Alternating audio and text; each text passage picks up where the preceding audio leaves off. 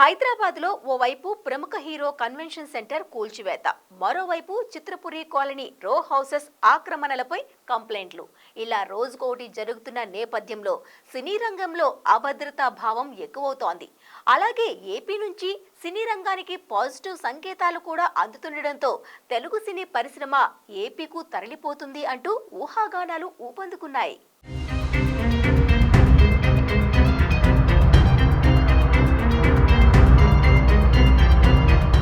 Cinema entertainment మాత్రమే తెలిసిన రంగం. ఇందులో ప్యాషన్ ఎక్కువ, వ్యాపారం తక్కువ అంటుంటారు. మొదట్లో మద్రాసీలుగా పిలిపించుకునేటప్పుడు మద్రాసులోనే ఉండేది తెలుగు సినీ పరిశ్రమ. ఆ తర్వాత హైదరాబాద్ షిఫ్ట్ అయింది.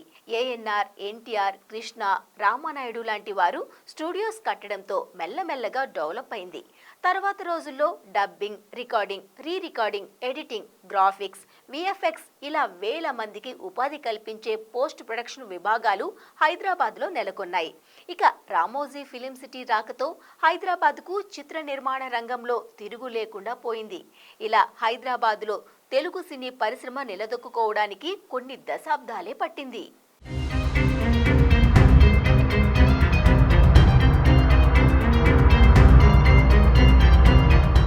రాష్ట్ర విభజన జరిగిన తర్వాత తెలుగు సినీ పరిశ్రమ హైదరాబాద్లోనే ఉండిపోయింది. కానీ ప్రముఖ నిర్మాత రామానాయుడు వైజాగ్లో స్టూడియో కట్టారు.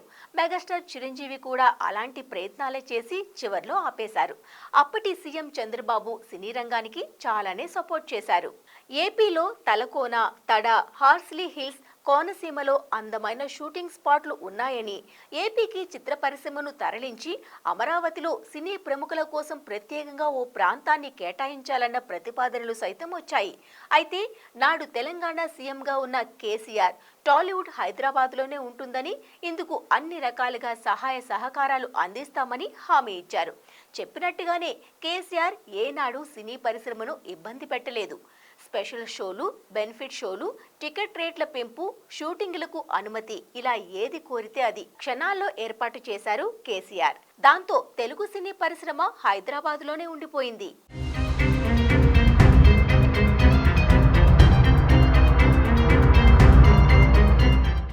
చంద్రబాబు పాలన పోయి జగన్ రాజ్యం వచ్చింది. గత 5 ఏళ్లలో జగన్ తెలుగు సినీ పరిశ్రమకు పట్టపగలే చుక్కలు చూపించారు. చిరంజీవి లాంటి మెగాస్టార్నే చెయ్యెత్తి మొక్కే పరిస్థితి కల్పించారు జగన్.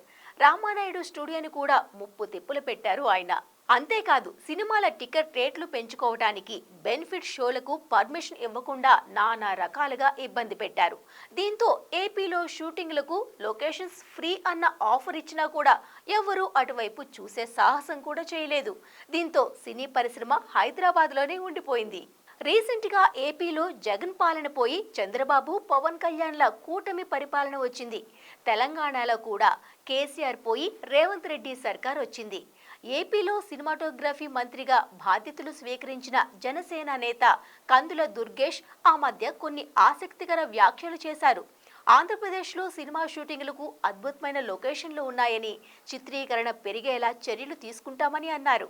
అలాగే రాష్ట్రంలో స్టూడియోల నిర్మాణం కోసం ముందుకు రావాలని నిర్మాతలకు, సినీ ప్రముఖులకు మంత్రి ఆహ్వానం పలికారు. ఇదిలా ఉంటే హైదరాబాద్లో హీరో నాగార్జునకు చెందిన ఎన్ కన్వెన్షన్ ను ఇటీవలే హైడ్రా కూల్చివేసింది. అలాగే చిత్రపురి కాలనీ రో హౌసెస్ ఆక్రమణలపై ఫిర్యాదులు వెల్లువెత్తుతున్నాయి. ఈ నేపథ్యంలో తెలుగు సినీ ప్రముఖులు హీరో నాగార్జున ఇంట్లో సమావేశమయ్యారని, పవన్ కళ్యాణ్, చంద్రబాబుల చల్లని అండ పరిశ్రమకు ఇప్పుడు అవసరం అనుకుంటున్నారని గుసగుసలు కూడా వినిపిస్తున్నాయి.